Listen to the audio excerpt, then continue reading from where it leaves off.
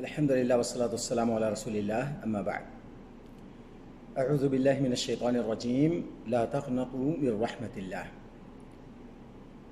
کبھی کبھی انسان کی زندگی میں ایسا موڑ آتا ہے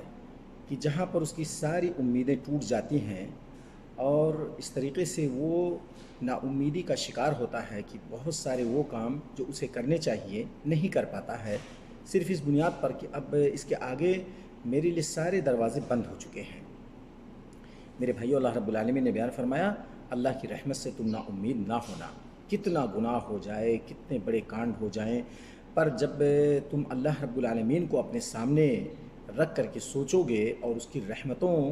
کا اندازہ جب کرنے کی کوشش کرو گے تو کر نہیں سکتے کہ اللہ تعالیٰ کس قدر رحیم ہے اپنے بندوں کے ساتھ ہے، اور کتنی مغفرت والا ہے اللہ رب العالمین، جس نے اس دنیا کو بنایا، ہم کو آپ کو پیدا کیا، اور اس طریقے سے اللہ رب العالمین نے اس دنیا میں بھیجا کہ کوئی بندہ گناہ سے بچ نہیں سکتا ہے۔ تو ایسی صورت میں اسے نا امید نہیں ہونا چاہیے، بلکہ اللہ رب العالمین کی طرف لو لگائے، اللہ کی طرف آئے۔ اس کی رحمت بہت وسیع ہے۔ وہ شخص جس نے 99 قتل کرنے کے بعد اللہ کی مغفرت کی طرف بڑھا، توبہ استغفار کے لیے وہ اپنے آپ کو ریڈی کیا، اس راہ میں اس نے 100 بھی پورے کر لیے، لیکن اس کے باوجود بھی امید کے دامن نہیں چھوڑا، تو اللہ تعالیٰ کی رحمت نے آ کر کے اسے گھیرا، اور اس کی مغفرت کے لیے اللہ رب العالمین نے زمین کو بھی کھسکنے کا حکم دیا تاکہ اس بندے کی توبہ اللہ تعالیٰ قبول کرے اور اس کی مغفرت فرمائے۔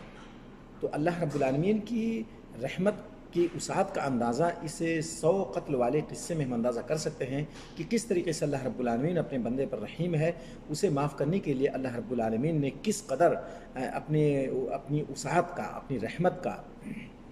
دروازہ کھولا اور اس بندے کی مغفرت ہو گئی۔ تو ہم کتنا بھی کچھ اس دنیا میں گناہوں تلے دب جائیں، پر اللہ رب العالمین کی رحمت سے نا امید نہ ہوں، اللہ کی طرف لو لگائیں، اللہ کی طرف آئیں، اور ایسی سوسائٹی کا انتخاب کریں کہ جہاں پر اچھے لوگ رہتے ہیں، اور اس طریقے سے انشاءاللہ ہم کو ایک اچھا ماحول ملے گا اس دنیا میں رہنے کا، اور اس کے بعد مرنے کے بعد جنت اور جہنم کا جو فیصلہ ہے اللہ تعالیٰ اپنی رحمت کو سامنے رکھتے ہوئے ان تمام مومن بندوں کو بخش دے گا